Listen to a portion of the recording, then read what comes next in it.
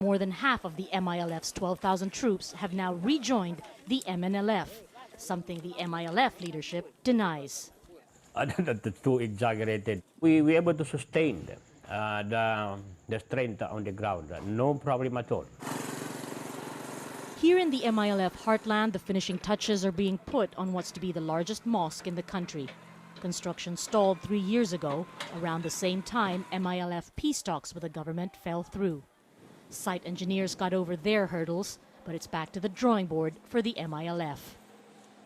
Until the leaders face the discontent of their own ground forces, any deal discussions with the government now will be nothing more than cosmetic. Marga Ortigas, Al Jazeera, Cotabato, Southern Philippines.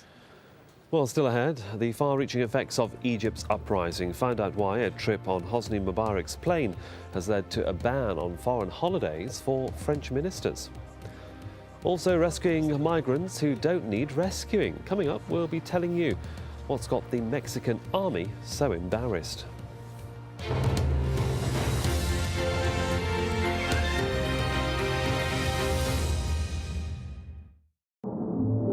As the clouds roll in across the Mediterranean, you'll still find it easy to drift away. Hello, after Wednesday morning's rain across parts of the Arabian Peninsula, here we go, this big bulge of cloud making its way out of the way. Drier, brighter skies coming in behind.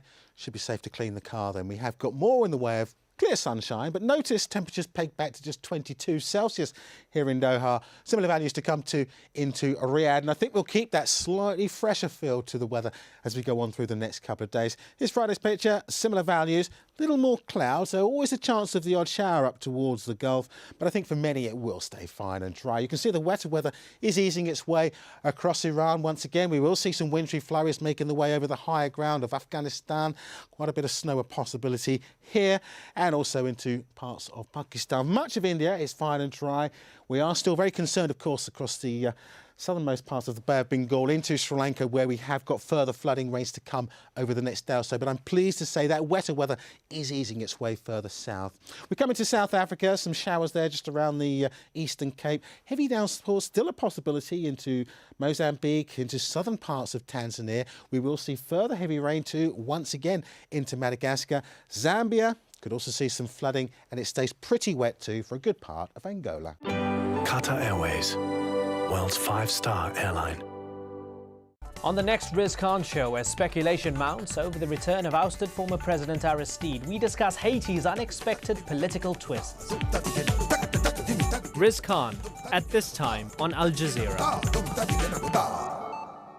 Opposition leaders hold talks with the Mubarak government, but with protesters refusing to leave Tahrir Square, have Mubarak's concessions done anything to accelerate a change and bring about the orderly transition of power Western governments talk about? Egyptian people want freedom. An Al Jazeera news special.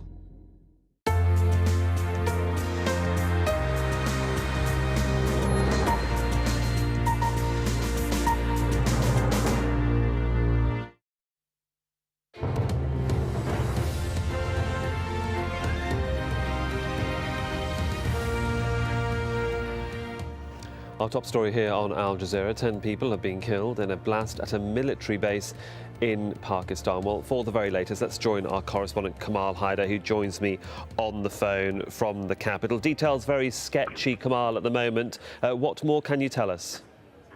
The reports that we are hearing is that this suicide attack, which is what the security forces are calling it, took place in the morning when a schoolboy said to be the attacker, went into that compound and blew himself up after he approached a group of soldiers who were training in a highly secure area of Mardan. This is the Punjab Regimental Center, and that is what we are hearing. We have also been told that 10 people have been killed, many wounded. Therefore, the possibility of the fatalities or the casualties rising cannot be ruled out. But the attack is said to have been carried out by a schoolboy in uniform.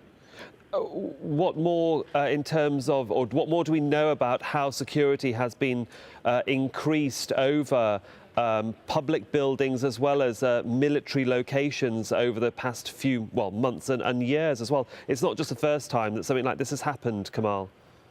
Indeed, but one must remember that it is winter and therefore most of the children or the people are heavily clad with warm clothes, which would have been the case in this case as well, where the explosives would have been carried by the little boy. Nobody would have expected a schoolboy to carry out such an attack. So perhaps a lapse of security, but at the same time, a deadly attack in which a child suicide bomber is said to have been used, according to the reports. Well, thanks for bringing us up to speed, Kamal. Of course, we'll come back to you as we get more information. Kamal Haider there, our correspondent in Pakistan. Well, mass protests are continuing in Egypt for a 17th day. More workers are expected to go on strike to find the government's order to go back to work. Meanwhile, the US is urging the Hosni Mubarak government to make the reforms Egyptians are calling for.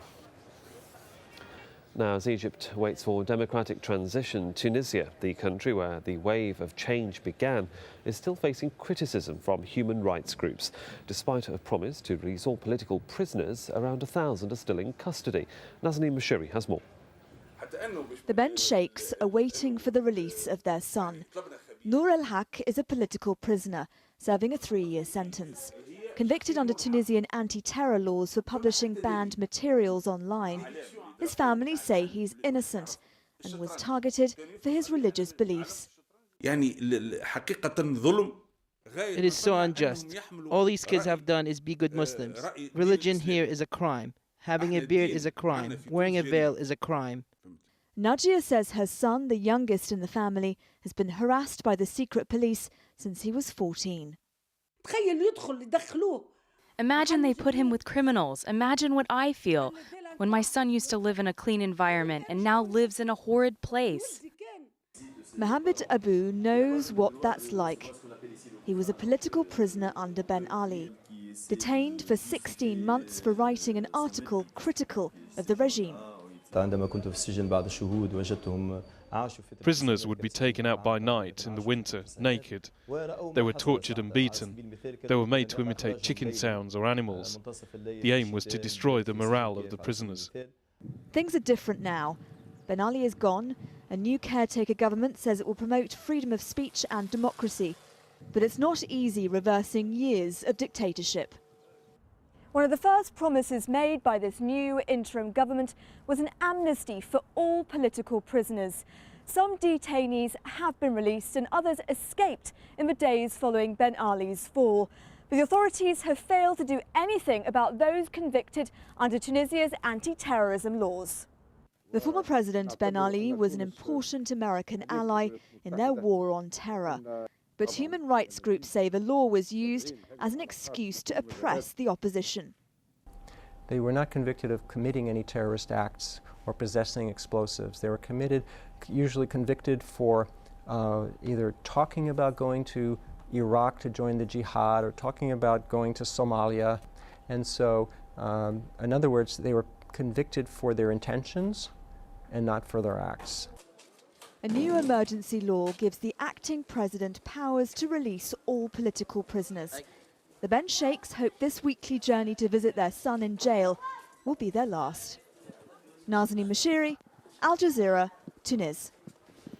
A recent Reuters poll has asked Americans to rate the importance of encouraging democracy in the Middle East. Let's take a look at those results.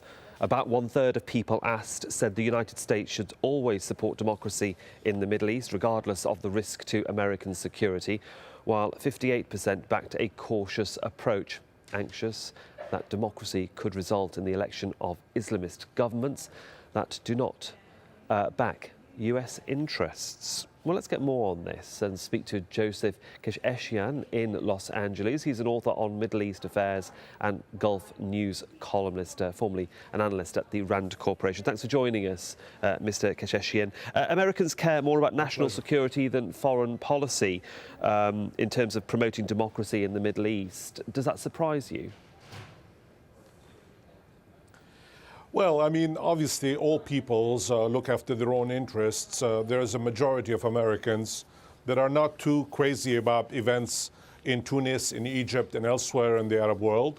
Therefore, they are concerned and worried and frankly afraid of the consequences should Muslim Brotherhood or similar groups come to power in Egypt or elsewhere. Therefore, I'm not surprised by the poll, although at the end of the day, I'm not sure what it means, really. You've hit a couple of bases there, so let's just take one of them. What is driving the concern? I mean, I was going to say, is it post-September the 11th? Is it Iraq? Is it Afghanistan? It can't just be Tunisia and Egypt all of a sudden, can it?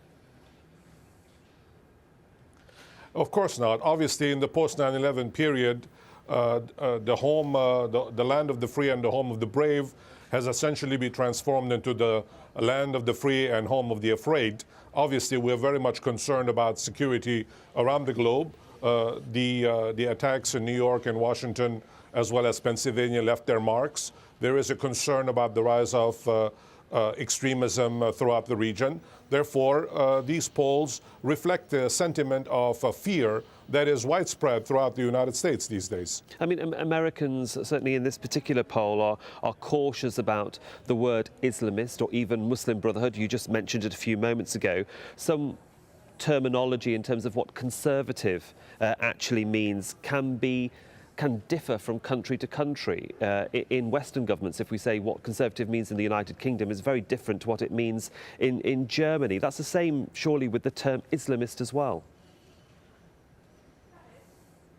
Well, I haven't used the word Islamism. Obviously, these are catchwords that everybody uses, but the news media in this country, in the United States, drives public discourse, and it seems to me that the fear-mongering is at its usual height right now, whether it's the Muslim Brotherhood or any other group that professes to have an anti-American sentiment, whether it's Hamas in Palestine, whether it's Hezbollah in Lebanon. I mean, you do have a wide range of anti-Americanism, which is what most people in this country are reacting against. But it seems to me that at the end of the day, most people are very much concerned about stability in Egypt. Egypt represents really the largest Arab country. There is fear of the repercussions elsewhere, whether it is in Saudi Arabia, in the Emirates, in the Gulf states, in Syria, in Yemen. Obviously, this concern has to be taken very seriously, and most people are reacting to that. Well, we shall see how this plays out in the long term. Joseph Keshishian in Los Angeles, thank you. Well, the French cabinet ministers